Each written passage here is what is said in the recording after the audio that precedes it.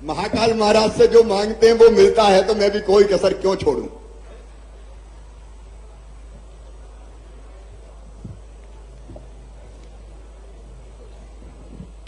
बोलिए महाकाल महाराज की, भारत माता की, उज्जैन और आसपास की जनता की, मेरी लाडली बहनों की, प्यारे भाइयों की और भांजे भांजियों की।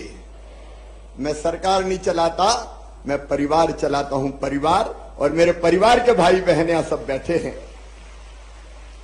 इस कार्यक्रम में उपस्थित मध्य प्रदेश के उच्च शिक्षा मंत्री आदरणीय श्रीमान मोहन यादव जी, वो यहां के लोकप्रिय जनप्रतिनिधि भी हैं। हमारे सूक्ष्म लघु और मध्यम विभाग के उद्योग विभाग के मंत्री, आज कई योजनाओं का, क्लस्टर्स का भूमि पूजन हो रहा है। भाई ओम प्रकाश सकलेचा जी, हमारे यशस्वी सांसद गडकरी जी ने कहा था जितने वजन घटाओगे उतने पैसे दूंगा सड़क के लिए, तो वजन ज्यादा घटा लिया कुछ।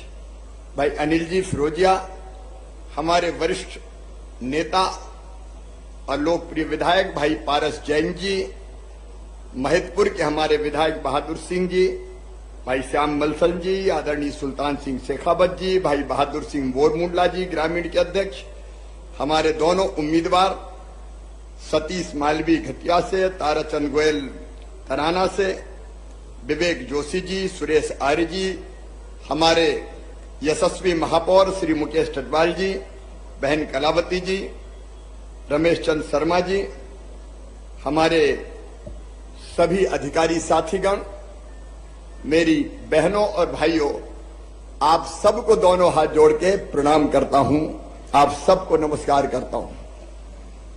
उज्जैन में, और उज्जैन में नहीं, पूरे प्रदेश में और देश में महाकाल महाराज की कृपा बरसती है।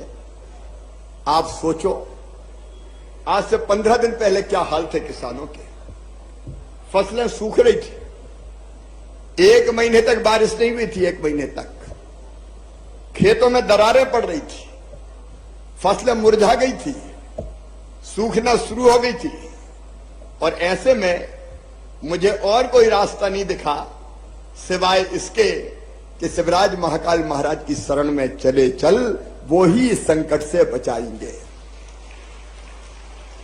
और भावपूर्ण ढंग से आके हमने महाकाल महाराज की विद्वान पंडितों के साथ पूजा की। और मैं सच कह रहा हूं, ये उन्हीं की कृपा है कि भरपूर बरसात पूरे मध्य प्रदेश में हो गई। बांध खाली पड़े थे हमारे, पानी की बिजली बन नहीं रही थी। मैं सच कह रहा हूं, मैं मुख्यमंत्री होके भी स्वीकार कर रहा हूं कि ये पानी अगर नहीं गिरता तो अब तक हाहाकार मच जाता, हाहाकार। लेकिन महाकाल महाराज, आपकी कृपा सदैव हम पर बरसती है, ऐसे ही बरसाते रहना। सुख समृद्धि और रिद्धि सिद्धि हम हमारी जनता की जिंदगी में लाते रहना, क्योंकि जनता प्रसन्न तो अपनी भक्ति सच्ची और अपनी भक्ति पूरी है। मैं उनको बारंबार मध्य प्रदेश की 9 करोड़ जनता की ओर से प्रणाम कर रहा हूं। और आज जो हमने भूमि पूजन किया है अपनी इस पावन नगरी में, महाकाल महाराज की नगरी, अद्भुत अवंतिका, मैं क्या बात करूं, मेरा रोम रोम उज्जैन का नाम लेते ही पुलकित हो जाता है। ये धर्म का, अध्यात्म का, साधना का, तपस्या का एक बड़ा केंद्र है, अद्भुत केंद्र। इसलिए मैं जब भी यहां आता हूं सदैव भक्ति भाव से आता हूं और एक संकल्प और व्यक्त करता हूं, महाकाल महाराज की कृपा बनी रहे, क्योंकि करने वाले वो हैं, हम निमित्त हैं। लेकिन निमित्त बन के भी मैं कह रहा हूं, उज्जैन में अभी जो काम हो रहे हैं, और तैयार रहना भैया, मोहन जी, पारस जी, अनिल जी, अभी और आऊंगा, मेयर साहब, और भूमि पूजन करूंगा, चिंता मत करो। विकास के काम लगातार होते रहेंगे, यहां रुकेंगे नहीं। आज ही 500 करोड़ से ज्यादा रुपए के हो रहे हैं, 500 करोड़ से ज्यादा रुपए के। कांग्रेस के जमाने में कमलनाथ जी से कोई 25-50 हजार का काम भी मांग लो तो वो रोते ही रहते थे, कहते थे मैं क्या करूं, मेरे पास पैसे ही नहीं है, मामा खजाना खाली कर गया। अरे उनका मामा नहीं, औरंगजेब हो गया जो खजाना घर ले गया। वो रोते ही रहते थे, मेरे पास कुछ नहीं। मैं महाकाल महाराज की कृपा जो हम पे बरसती है उसके आधार पर कह रहा हूं, हमारे पास पैसे की कोई कमी नहीं है, महाकाल महाराज की कृपा बरसती है। और इसलिए आज चाहे वो हमारा भक्त निवास का शिलान्यास का कार्यक्रम हो, फैसिलिटी सेंटर, अभी जैसा आपने वीडियो में देखा कई तरह की सुविधाएं विकसित कर रहे हैं, लेकिन इसके साथ साथ ओम प्रकाश सकलेचा भी बैठे, कई लघु और कुटीर उद्योग अब मध्य प्रदेश की धरती पर बड़ी तेजी से आ रहे हैं। और हम प्लास्टिक क्लस्टर, नीवनवासा इंडस्ट्रियल क्लस्टर अलग है, ये अलग अलग इंडस्ट्री तैयारी में नाम लूंगा तो बहुत समय लग जाएगा। इन सब इंडस्ट्रीज में भी काम प्रारंभ होगा, उद्योग लगेंगे और बच्चों को उसका लाभ मिलेगा रोजगार के रूप में। पूरे राज्य में, आज केवल उज्जैन में कार्यक्रम नहीं है, पूरे राज्य में आज 15 एमएसएमई क्लस्टर का हमने भूमि पूजन और लोकार्पण किया है। 552 उद्योग इकट्ठे, आज 552 उद्योग लगने वाले हैं और 552 उद्योगों में छोटे ही उद्योग हैं। 28,300 बच्चों को रोजगार मिलेगा। ये रोजगार देने का भी कार्यक्रम है। और राज्य स्तर पे 1,708 इकाइयां जो बन गई है उनका लोकार्पण हुआ है और उसमें भी लगभग 16,375 बच्चों को रोजगार मिलेगा। 307 इकाइयों का राज्य स्तर पर भूमि पूजन है, उसमें भी 6,310 लोगों को रोजगार मिलेगा। उज्जैन में भी यह अध्यात्म का केंद्र तो है ही, लेकिन अब उद्योगों का केंद्र फिर उज्जैन बनने जा रहा है। एक के बाद एक अनेकों नए उद्योग महाकाल महाराज की कृपा से विक्रम उद्योगपुरी में और अन्य स्थानों पर लगातार चले आ रहे हैं। और देखो महाकाल महाराज की कृपा तो देखो, रोज 1.5 लाख भक्त आ रहे हैं, शनिवार और इतवार को 3 लाख हो जाते हैं। और अकेले सावन के महीने में कितने भक्त आए भाई? 2.25 करोड़। अकेले सावन पे 2.25 करोड़ लोग आए और महाकाल महाराज की पूजा करके गए। और ये 2.25 करोड़ आते हैं तो महाकाल महाराज की पूजा तो करते ही हैं, लेकिन आपको पता है उज्जैन की पूरी अर्थव्यवस्था को बदल कर रख दिया है। पूरी अर्थव्यवस्था उज्जैन में होटलों में जगह नहीं है, नए नए रिसोर्ट बन रहे हैं, घरों में ही होटल के कमरे बना लो भैया। श्रद्धालु आए तो खूब भोजन भी कराओ और अपनी आमदनी भी बढ़ाओ। 3,000 करोड़ रुपया उज्जैन में अतिरिक्त आने वाला है। 3,000 करोड़ रुपया। होटल, रेस्टोरेंट, चाय, नाश्ता, भोजन, फूल, प्रसाद, सारी चीजें बिक रही है जैसे महाकाल महाराज की कृपा बरस रही है उज्जैन पर। और ये सोच लेना, मैं बहुत सोच समझ के कह रहा हूं और यहां से कह रहा हूं, हृदय से कह रहा हूं, भाषण नहीं दे रहा। महाकाल महालोक के बाद जिस बात में मैं बोलूं नहीं तो बोलूंगा कैसे भैया? अब देखो ये परिवार ही तो है। मामा बोल रहा, बोल ले अभी त्रिशूल ले लो और डमरू, मैं जरूर लूंगा। अरे और कोई मुख्यमंत्री होता तो कहीं त्रिशूल डमरू देने को आ सकता था, लेकिन ये तो अपना परिवार है भाई, परिवार। डमरू भी ले जाऊंगा, त्रिशूल भी ले जाऊंगा और जरूरत पड़ी तो भोले बाबा की भक्ति में लीन होकर डमरू बजाऊंगा भी। लेकिन कांग्रेसी बड़े परेशान है।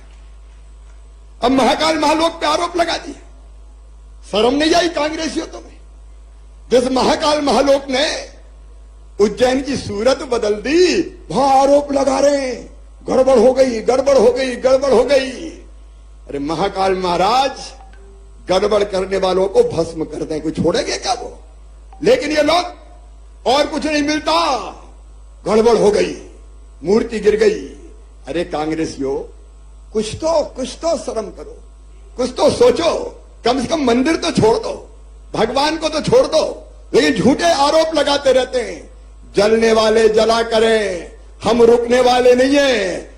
महाकाल महालोक के दूसरे चरण का भी लोकार्पण होगा, धूमधाम से होगा मेरे बहनों।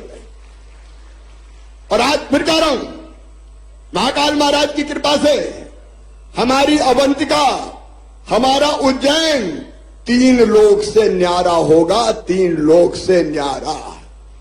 जरा जोर से ताली बजाओ, महाकाल महाराज को प्रसन्न करो।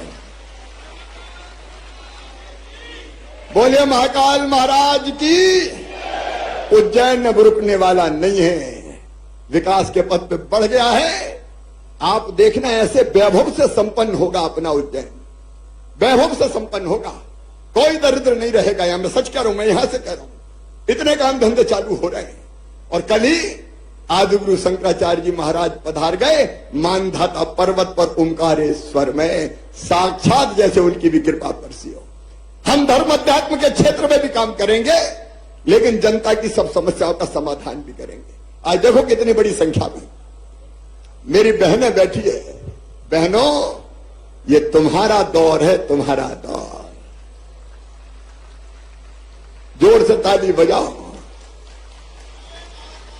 33% रिजर्वेशन लोकसभा और विधानसभा में। एमएलए एमपी बैठे, सावधान रहना, कहीं रिजर्व हो गई तो वो ही लड़ेगी। लाडली बहना जैसी योजनाएं जो बहनों की जिंदगी बदल रही है। अरे बहनों, मुझे जरा दिल से बताना, अपन तो बात करते हैं। लाडली बहना योजना अच्छी है कि नहीं, बताओ। ये पैसा नहीं दिया मैंने, मेरी बहनाओं, तुम्हारा सम्मान तुम्हें दिया है, तुम्हारा मान तुम्हें दिया है। छोटी छोटी चीज के लिए क्यों मेरी बहना हाथ फैलाए। 1500 की जरूरत पड़ गई तो गरीब बहना को, निम्न मध्यम वर्गीय बहना को हाथ फैलाने पड़ते थे। बच्चों के कपड़े खरीदना है, स्कूल की किताबें चाहिए, कोई खिलौना चाहिए। अरे मुझे ऐसी ऐसी बहन मिली जिन्होंने कहा मामा हमने दुकान धंधा चालू कर दिया। मैंने कहा क्या कर दिया? तो एक बहन लगा रही है सब्जियों का ठेला। बोले अब तो मेरी रोज की आमदनी 100-150 रुपया हो गई। एक ने चाय की गुमटी खोली। एक बहन बोली मैंने बचा के सेकंड हैंड सिलाई की मशीन खरीद ली और अब सिलाई कर रही हूं और आमदनी बढ़ा रही हूं। ये केवल योजना नहीं है, ये आपकी जिंदगी बदलने का प्रयास है। और ध्यान रखना भैया, यहां रुकने वाला नहीं है। मैंने पहले ही कह दिया था, पैसे की जुगाड़ कर रहा हूं, जैसे जैसे होती जाएगी वैसे वैसे बढ़ाऊंगा। अब बढ़ा के कर दी 1250 रुपया हर महीना। मेरी बहनें भी बहुत है, कितना भाग्यशाली भाई हूं मैं। 1,32,00,000 बहनें मेरी। इसके बाद भी कई रह गई, कह रही एक बार और खोल दो, हम तो रह गए। मैंने कहा क्यों गए? बोले हमें लगा वैसे वैसे ही भरवा रहा हूं, कुछ मिलना जुलना थोड़ी है। लेकिन मेरी जो बहनें छूट गई है उनको भी नहीं छोड़ूंगा। मेरे लिए बहन बहन है, बहन की कोई जाति नहीं, कोई धर्म नहीं, सब मेरी बहन है। उनकी जिंदगी बदले ये हमारी कोशिश है।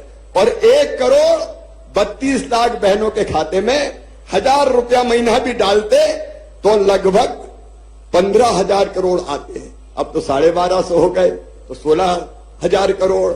और जैसे ही पैसे की जुगाड़ हुई 1250 से बढ़ा के करूंगा 1500, फिर 1500 से बढ़ा के करूंगा 1750, फिर 1750 से बढ़ा के करूंगा 2000, फिर 2000 से बढ़ा के करूंगा 2250, 2250 से बढ़ा के करूंगा 2500, 2500 से बढ़ा के करूंगा 2750 और बाद में कितने करूंगा? जोर से बोलो 3000। ये कांग्रेस की नहीं, ये शिवराज की गारंटी है। जो कहा है वो करेंगे। और भाई चिंता मत करना, बहनें बड़ी दयालु है, ज्यादातर पैसा अपने काम आने वाले हैं। और मेरी बहनों, मैंने एक इंपैक्ट असेसमेंट करवाया जिससे बहनों की जिंदगी में क्या परिवर्तन आया। तो मैं एक राज की बात बताऊं, कई बहनों ने, हमने सर्वे करवाया तो उन्होंने कहा कि हमारी जब से ये पैसे आ रहे हैं तो घर जरा पूछ पड़क बढ़ गई है, इज्जत बढ़ गई है घर। सासू मां भी अब प्रेम से बोलती है, बहू कैसी हो, आ गए कि नहीं आए।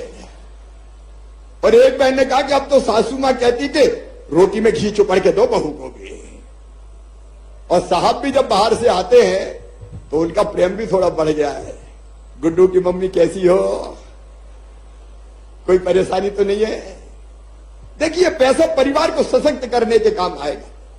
यह कोई फ्री बांटने की चीज नहीं है। यह जो बुनियादी जरूरत है परिवार की, उस बुनियादी जरूरत को पूरा करने का अभियान है। मैं जानता हूं मेरी बहनाओं, तुम पैसा फालतू खर्चा नहीं करोगी, तुम पैसा सही काम में, घर की उन्नति में लगाओगी, बच्चों की पढ़ाई लिखाई में लगाओगी।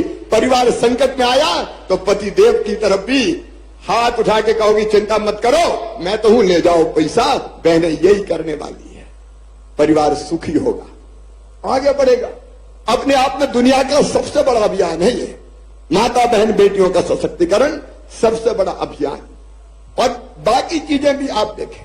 देखो, मैंने कहा परिवार है तो परिवार कैसा होता है। परिवार में हर एक बात की चिंता की जाती है। माता पिता अपने परिवार की मुखिया करते कि नहीं करते।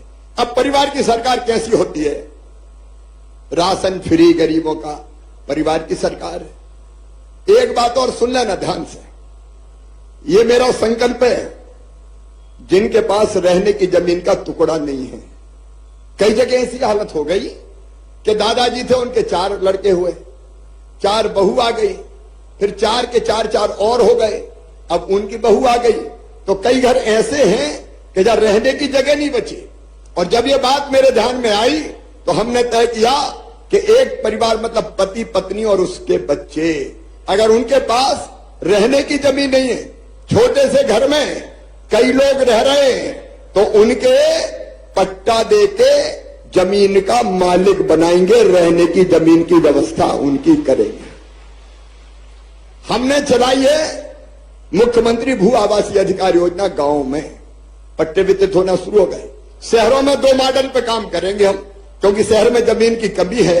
हालांकि एक बात और बताऊं, माफियाओं से हमने 23,000 एकड़ जमीन छुड़ाई है।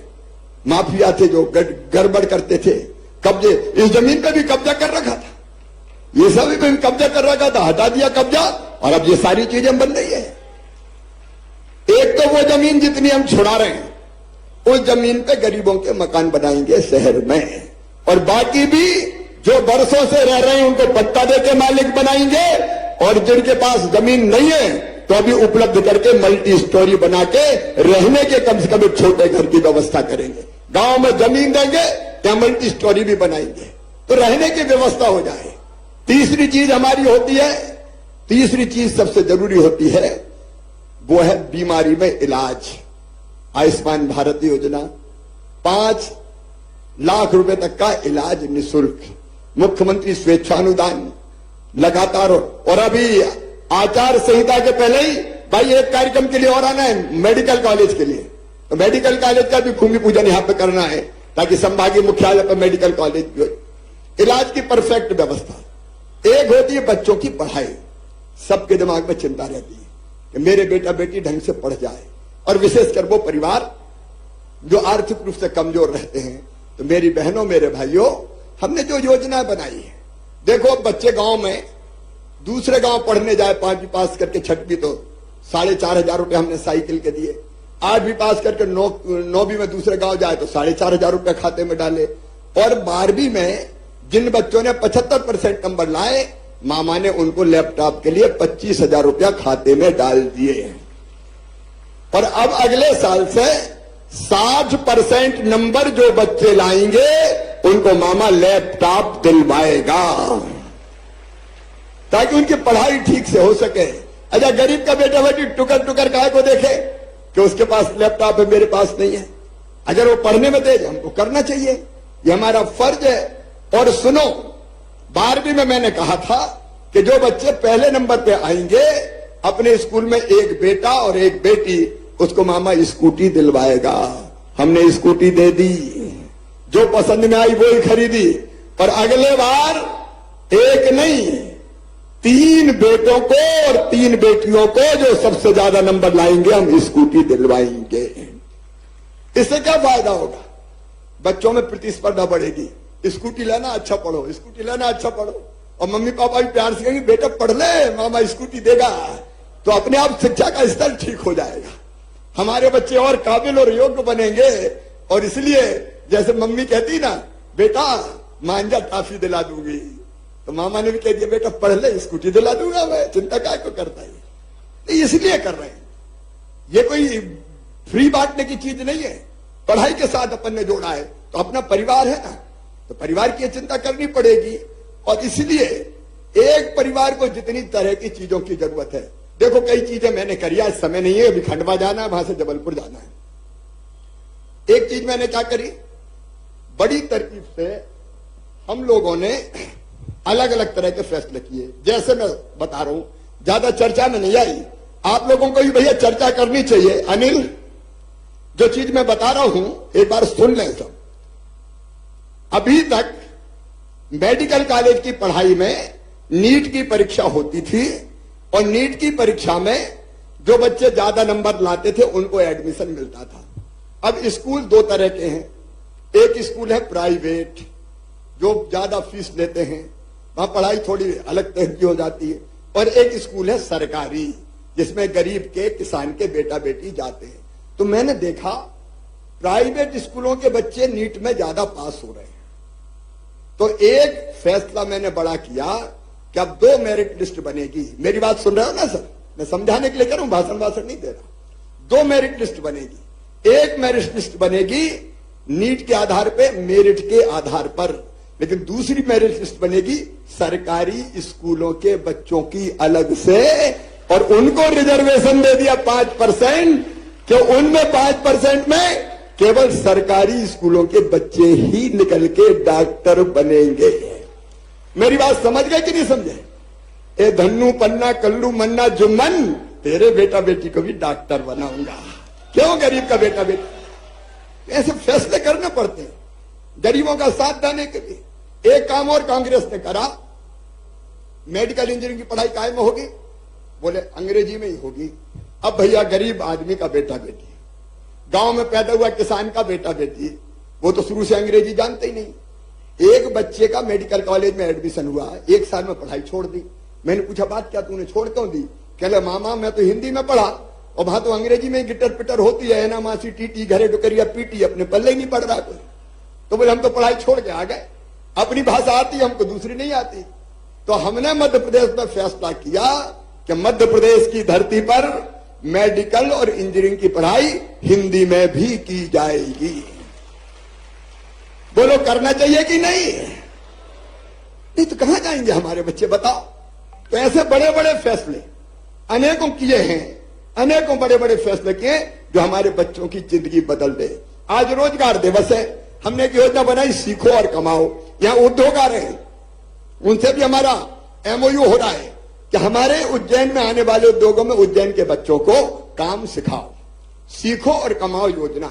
बच्चे काम सीखने जाएंगे तो काम सीखेंगे, और काम सीखने के दौरान उनको मामा 8,000 रुपया महीना देगा, 8,000 रुपया महीना। और जब काम सीख जाएंगे तो भाई नौकरी लग जाएगी। भाई कारखाने वाले को तो जिनके हाथ में काम हो वही लोग चाहिए ना, और इसलिए सीखो कमाओ योजना लागू की।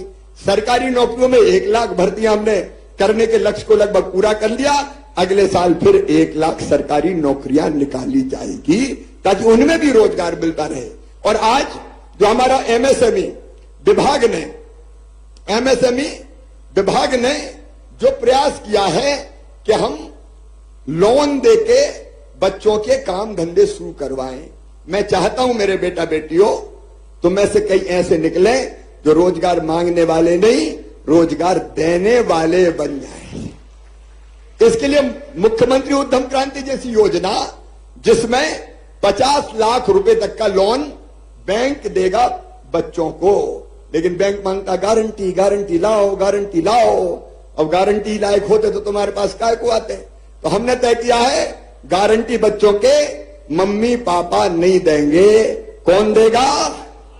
अरे जोर से बताओ, कौन देगा? मामा देगा। सरकार से गारंटी दिलाएंगे, वो कहां से गारंटी लेके आएंगे? तो ऐसे हमारे बच्चे छोटे छोटे कारखाने लगाएं, छोटे बड़े काम शुरू करें। अरे धीरू भाई अंबानी भी तो 500 रुपये लेके आए थे बंबई, अब कहां से कहां पहुंच गए। तो बच्चे मेहनत करेंगे तो हमारे बच्चे भी आगे बढ़ेंगे, और इसीलिए हमारे महीने मनाते हैं रोजगार दिवस। आज भी केवल उज्जैन में नहीं, पूरे मध्य प्रदेश में रोजगार दिवस मना। कई जगह लोग बैठे हैं और आज हम लगभग 3 लाख लोगों को रोजगार के लिए लोन उज्जैन से दिलवा रहे हैं, और पूरे मध्य प्रदेश के लिए, ताकि उनका काम धंधा फिर शुरू हो जाए। मेरे सभी बहनों और भाइयों, आप सब जानते हैं कि उज्जैन में भक्तों की संख्या बढ़ती जा रही है। यहां यूनिटी मॉल बनने वाला है 300 करोड़ रुपए की लागत से। यूनिटी मॉल में अपने स्व सहायता समूह के बनाए हुए सामान हम रखेंगे स्वदेशी, और उसकी ब्रांडिंग करेंगे, वो बिकेंगे तो माल बनाने वालों का फायदा उससे होगा।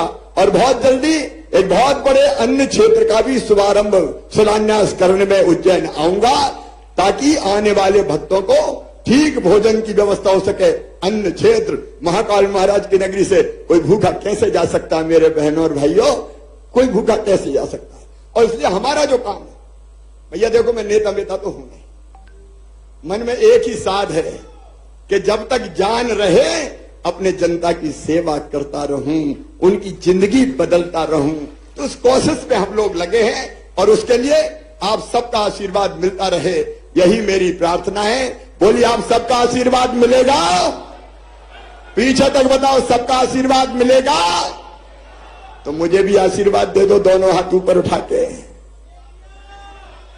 और बोलिए महाकाल महाराज की। प्रधानमंत्री जी को भी आशीर्वाद दीजिए, भारतीय जनता पार्टी को आशीर्वाद दीजिए, ताकि हम बेहतर कामों को आगे बढ़ा सके। एक बार फिर दोनों हाथ ऊपर उठाइए, दोनों मुट्ठी बांधिए, बोलिए भारत माता की, महाकाल महाराज की, उज्जैन की जनता की। बहुत बहुत धन्यवाद, प्रणाम, नमस्कार।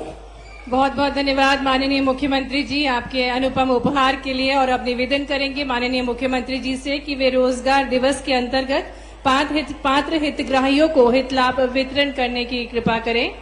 आज माननीय मुख्यमंत्री जी उज्जैन की इस पवित्र धरा पर पधारे, आप सभी को संबोधित किया। राज्य स्तरीय रोजगार दिवस को संबोधित किया माननीय मुख्यमंत्री जी ने। आप सभी का अभिवादन स्वीकार करते हुए आज उज्जैन की नगरी को अनुपम सौगातें भेंट स्वरूप देने के लिए महाकाल के भक्तजनों की सुविधा अनुसार उनको कई सारी सौगातें देने के लिए माननीय मुख्यमंत्री जी का शुभागमन। महाकाल मंदिर परिसर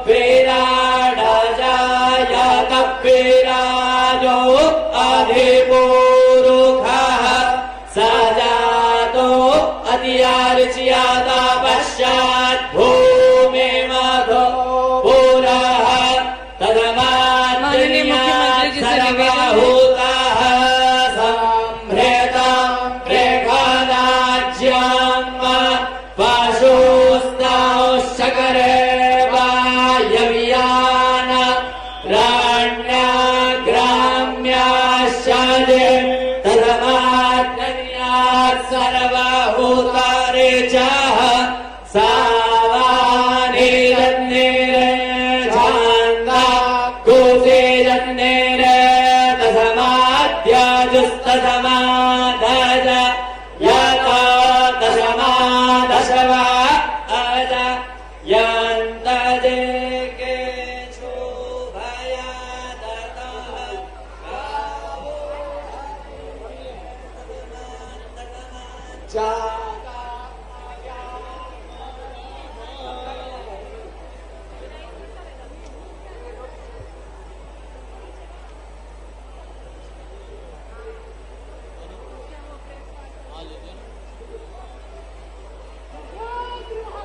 जय जय श्री महाकाल।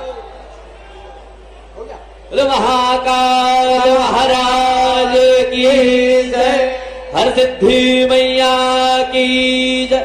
शिव नमो पार्वती पते, हर हर महादेव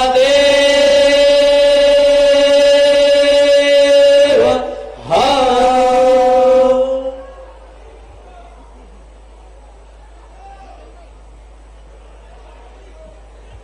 माननीय मुख्यमंत्री जी, आप सभी का अभिवादन स्वीकार करते हुए, और जैसा कि हमें ज्ञात है रोजगार दिवस एक नई स्वरोजगार क्रांति है, निवेदन करना चाहेंगे माननीय मुख्यमंत्री जी से कि स्वरोजगार दिवस के अंतर्गत पात्र हितग्राहियों को हित लाभ वितरण करें। मंच पर आमंत्रित करते हैं जय गजानन, मातृ छाया, अंतरा, सेल्फ हेल्प ग्रुप को, और माननीय मुख्यमंत्री जी 9 लाख रुपए का ऋण राष्ट्रीय शहरी आजीविका मिशन नगर निगम उज्जैन द्वारा इनको दिया जा रहा है। इसी क्रम में आगे आमंत्रित करते हैं जया को, जिन्हें भगवान बिरसा मुंडा योजना के अंतर्गत 1 लाख रुपए का ऋण माननीय मुख्यमंत्री जी द्वारा दिया जा रहा है। मंच पर आमंत्रित करते हैं पीठ कीर्ति बाला को, और इस बहुत बहुत धन्यवाद माननीय मुख्यमंत्री जी का कि वे हमारे बीच पधारे। आज उज्जैन को अनुपम सौगातें आपने भेंट स्वरूप दी, साथ ही साथ राज्य स्तरीय रोजगार दिवस को आपने संबोधित किया, इसके लिए आपको हृदय से धन्यवाद।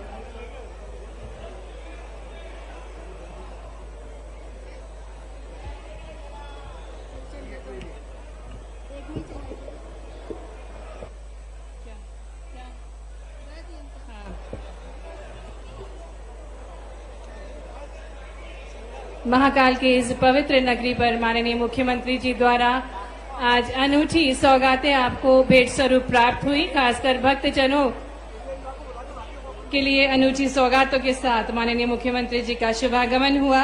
श्री महाकालेश्वर मंदिर भक्त निवास के साथ साथ सुविधा केंद्र बनाया जा रहा है, साथ ही विशाल संख्या में भक्तजनों के लिए विशाल पार्किंग की व्यवस्था